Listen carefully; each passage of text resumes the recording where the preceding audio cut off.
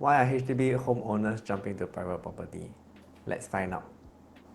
Hello, if you are new to the channel, my name is Jason, and today we are going to find out why HDB homeowners are jumping to private property. Not sure if you read this article. In year 2024, we actually seen more HDB upgraders switching over to private property. So one of the reasons was because the HDB resale price now makes it easier for the upgrade. But you must be thinking, if I sell my HDB at a high price, I also have to buy condo at a high price. Isn't it the same? And at the back of the mind, you're also thinking, why not I pay off my HDB loan and live a mortgage-free life? Wouldn't that be a better option? For what take up another loan to buy another condo and pay higher mortgage monthly? Which is why I'm making this video so that we can uncover the reasons why some HDB homeowners make the switch. How this video is going to be done: number 1, I will be sharing with you the summary of the article. Number 2, I will share with you the why. This will take a little bit long, so sit back and watch this in 1.5 speed if you want. Last but not least, number 3, what you should do as a HDB upgrader in the most safe and stable way. If you think that HDB upgrading is something that everyone should consider as long as they can afford, help me by liking this video so that this video can reach the right people.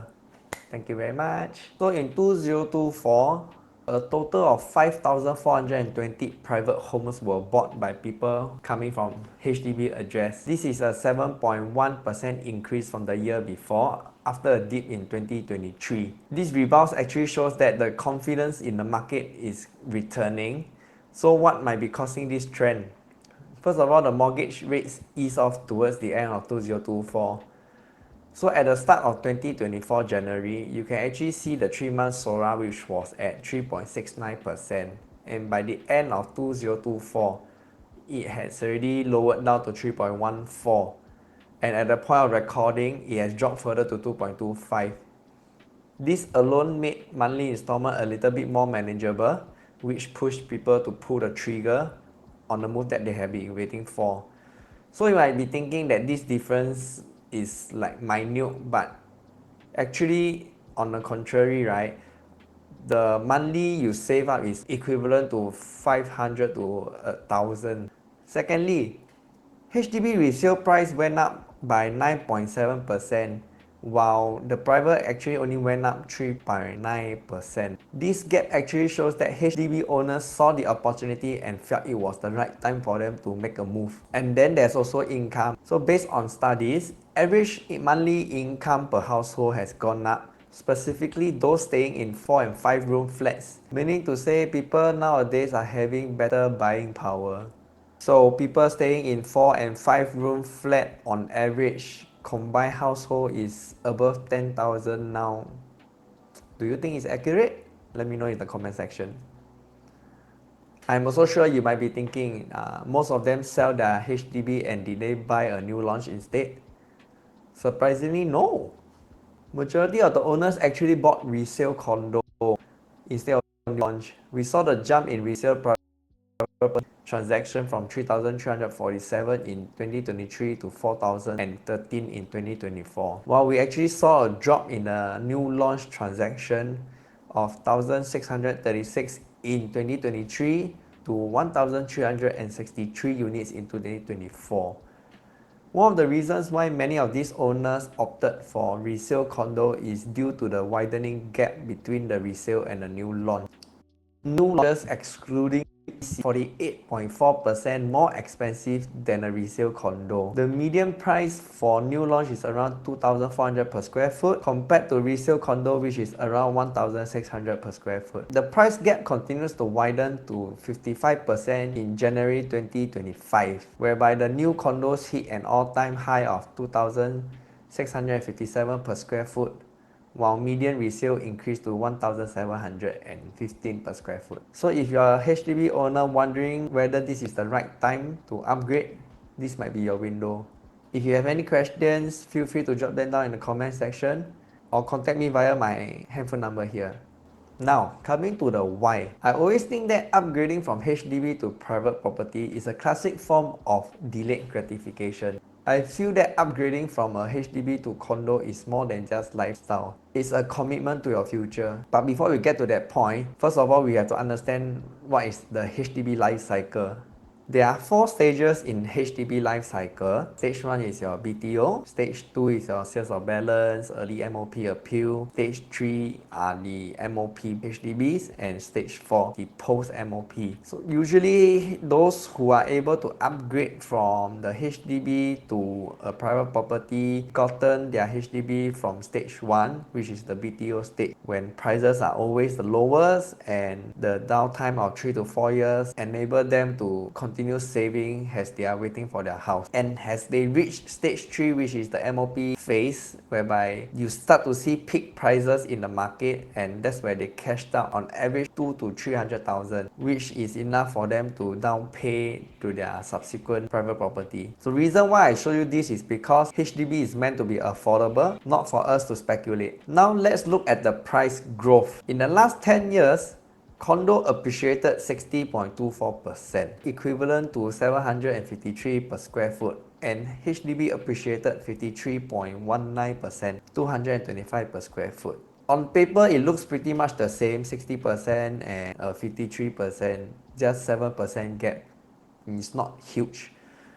However, that 7% gap is approximate 528 per square foot. If we use a 1000 square foot unit as comparison, the HDB will be making 528,000 lesser than a private property. So all in all, upgrading to a condo is more than just lifestyle, but it is for a better life when we retire in future. Speaking of retirement, let's do some quick calculation. At age 60, you retire and live till the age of 85 with 3,000 income per month for a couple. You need a total of 900,000. And I haven't include inflation yet. Personally, I don't think 3,000 per month is enough for you to retire comfortably. Let me know in the comments what you think. This is an example of my friend's parents. They bought a HDB in 1987, and in 1995, the valuation went up to 400,000.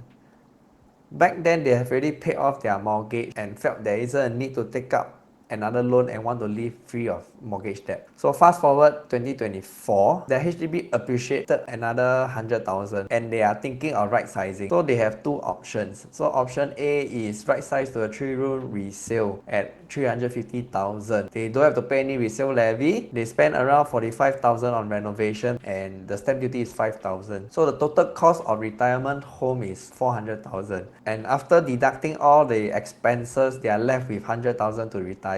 Or they can choose option B, right size to a 3-room BTO, buy a 300,000 BTO, resale levy of 40,000. They renovate very minor 35,000 and then the stamp duty 5,000. Their total cost for the retirement home is 380,000. After deducting all the expenses, they are left with 120,000 for retirement. Do you think this is quite common? This is the game plan that many of my clients and myself included are going for. At the age of 40 years old, buying a condo at 1.5 million, taking into account of 1.5% inflation per annum compounded for 20 years. In 20 years time, your property valuation would have been 2 million and your outstanding loan would be 338,000 after 240 months, which is equivalent to 20 years. Then you right size to a HDB 4-room at 600,000 and you spend about 50,000 to renovate and another 10k on your stamp duty. So the total cost of your retirement home is 660,000. So you take 2 million, you minus off your outstanding loan and then you minus off your retirement home expenses. You are left with $1 million cash for retirement. Do you think this is a better plan? You must be thinking, Jason, last time the price so cheap, that's why price can appreciate ma. Now price so expensive already, I don't think there's room for any more appreciation. We will always think that the price today is always the highest. You will always have a friend that is telling you not to buy now. Why? Because your friend bought 3 years ago ma, that's why telling you the price last time cheaper. But you ask yourself this question, if you do not have this crystal ball of 2025 and you are a buyer during the COVID period, which is the 2020-21 period, which is during the economic uncertainty times, you are looking to buy a RCR unit at the sterling for 1,008 per square foot up to 2,200 per square foot. Was it considered cheap back then? The simple answer is no. Why? Because you track back in 2017, just 2-3 years ago, the prices in RCR back then for a Commonwealth Tower was only 1,500 per square foot. In 2021, to buy a Sterling, you have to pay 1,800 per square foot, effectively bringing up the pricing by 20 to 30% within 3 years' time. Was it high? If you are watching this and you are concerned, it's very normal, because buying a property in Singapore is never a speculative decision. It's always a long-term investment, and when I say long-term investment, be prepared to hold the property for a minimum of 3 years before you can sell without paying the seller's stamp duty. Looking at this table, this is the overall property price index since property prices was available publicly. You will notice that the new high is always higher than the previous high. The new low is always higher than the previous low. You also realize that each drop is always briefly than the growth, and the growth is a lot more substantial than the drop. And there hasn't been a sustained period for more than 3 years before the property price rebounds again. This further reinforces the fact that buying a property is not speculative, and waiting for price to drop so far has proven most people wrong. Now, to sum things up, you may have heard of this: the best time to buy property is today. But I feel that the best time to buy a property was 4 to 5 years ago, because only on hindsight, property looks cheap back then. These are the reasons why myself and my clients together have upgraded and are still upgrading. For detailed planning or to clear any doubts, this is my number. Feel free to reach out to me or leave your question in the comment. I'll try my best to answer them all whenever I can. If you are still watching and you find such content helpful, why not consider subscribing to the channel? And you motivate me to do even more quality content for you. Last but not least, what should you do as a HDB upgrader? These are 3 principles I would like to share. Number 1, start saving and invest as early as you can. Number 2, increase your asset net worth. And number 3, try your best to have 18 months of emergency funds or a 20% buffer when you purchase property. If you are thinking of upgrading at this point, here's what you should do. Do an assessment of your combined income. How much of your salary is being credited into your ordinary account? A rule of thumb is your monthly cash top-up should not exceed 30% of your take-home pay. For instance, if your combined is 10,000, you should not pay more than 3,000 on mortgage for your monthly cash top-up.